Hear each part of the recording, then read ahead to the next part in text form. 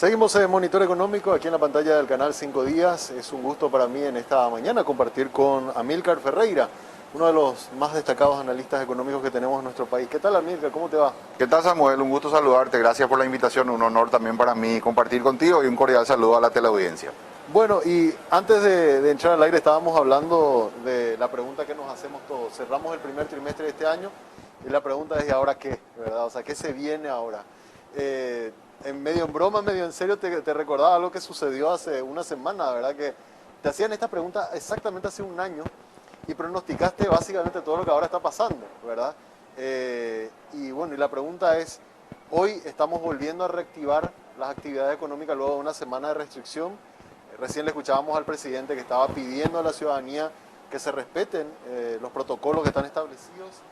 ¿Y qué es lo que nos espera para la economía? ¿Qué es lo que viste en este primer trimestre y lo que podemos esperar para los próximos meses, Amílcar? Bueno, yo creo que el análisis lo podemos dividir en dos partes: un análisis de corto plazo de lo que es coyuntura y un análisis más a largo plazo, ¿verdad? Sobre en la situación en la cual está Paraguay.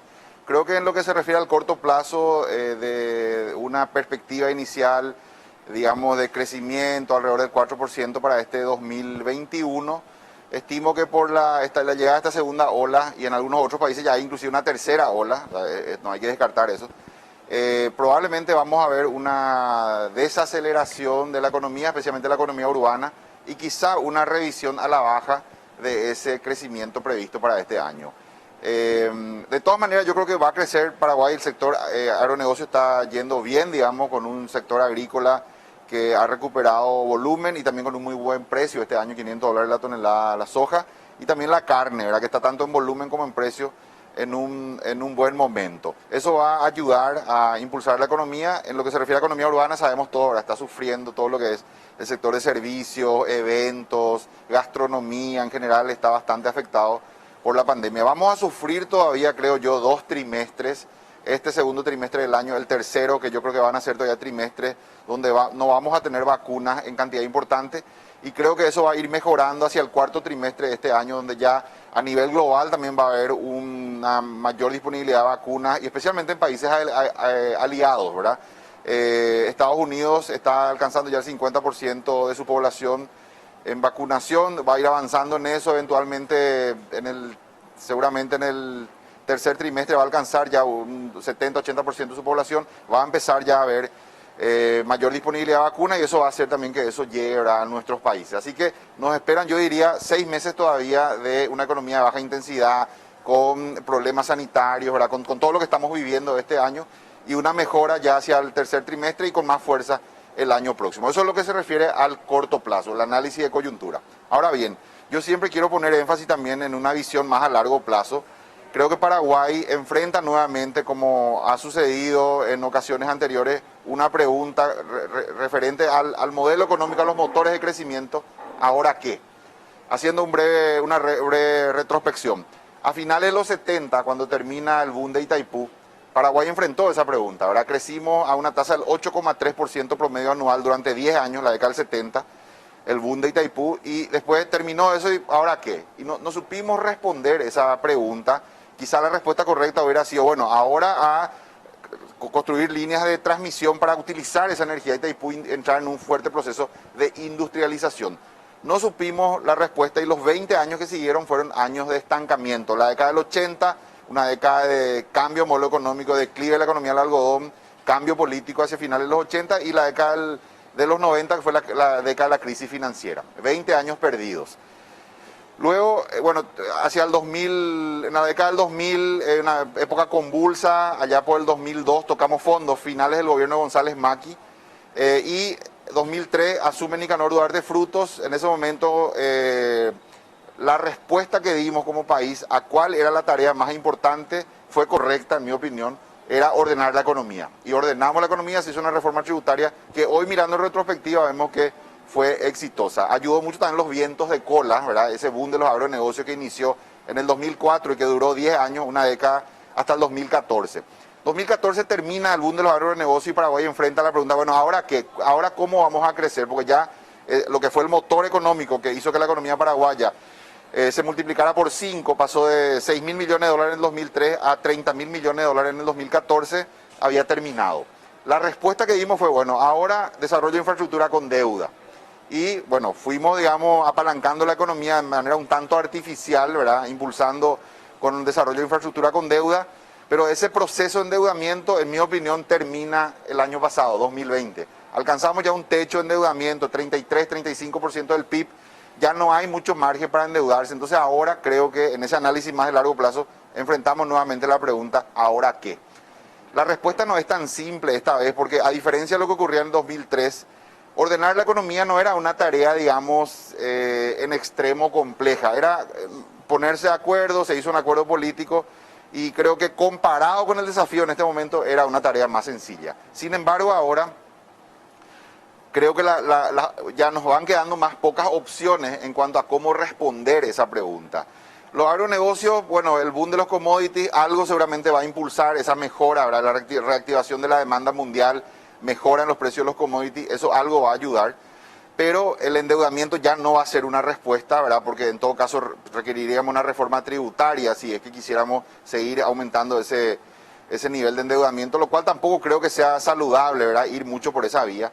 Creo que la respuesta correcta debería ser embarcarnos en un fuerte proceso de fortalecimiento institucional, ir ya a un modelo de justicia seria, independiente, ¿verdad? Que nos haga alcanzar grado de inversión y con eso entonces que el impulso de la economía paraguaya para la próxima década venga de la inversión privada, de una mejora sustancial de los niveles de inversión extranjera directa y para eso podemos mirar casos en la región, ¿verdad? Uruguay, Chile, Perú son países con grado de inversión que los números, las cifras de flujo de inversión extranjera directa que han estado recibiendo en los últimos 15 años son sustancialmente mayores a los de Paraguay. Podemos decir en el caso uruguayo hasta 10 veces la inversión extranjera directa recibida por Paraguay, pero eso implica un cambio cultural. El ir ya a un modelo diferente de justicia seria, independiente, implica un cambio cultural. ¿Por qué digo esto? Porque las calificadoras lo que dicen es Paraguay es una ecuación incompleta.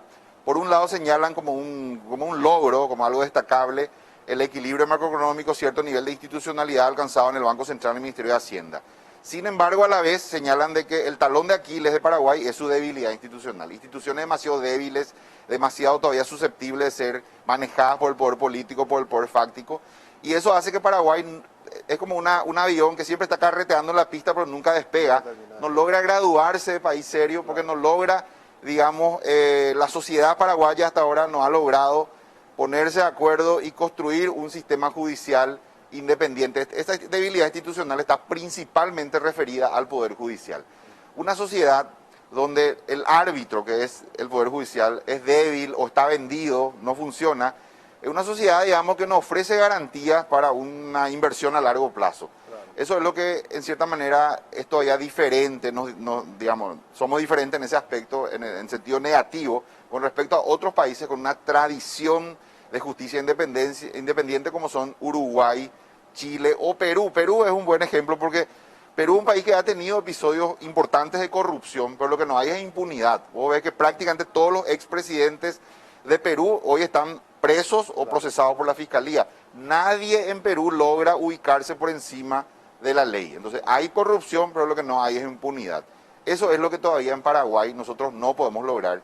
Y creo que el escenario que enfrentamos, si es que no nos embarcamos en ese proceso de fortalecimiento institucional, es el de un estancamiento, por un largo periodo, porque este modelo corrupto y prebendario, ¿verdad? Que también tiene poca capacidad de realizar reformas, se le acabó el combustible, el boom de los agronegocios ya no va a estar, o si está va a estar por poco tiempo, claro. El endeudamiento ya no va a ser una opción, entonces ya no queda de dónde, digamos, seguir impulsando la economía. Tampoco una reforma tributaria que le dé, digamos, más recursos al Estado, no sé si va a ser posible en plena pandemia, de una economía que va a salir muy golpeada, ir por ese lado. Entonces se van acabando las opciones y el único camino que en mi opinión queda es ese, ¿verdad? Volvernos un país serio, volvernos un país más parecido a Uruguay, Chile, ganar grado de inversión y que los niveles de inversión extranjera directa se disparen y con eso entonces impulsar la economía de los próximos 10 años. Ahí para tener una idea nomás de algo que decía Amílcar, bueno, yo te leí en el Twitter y mencionaste que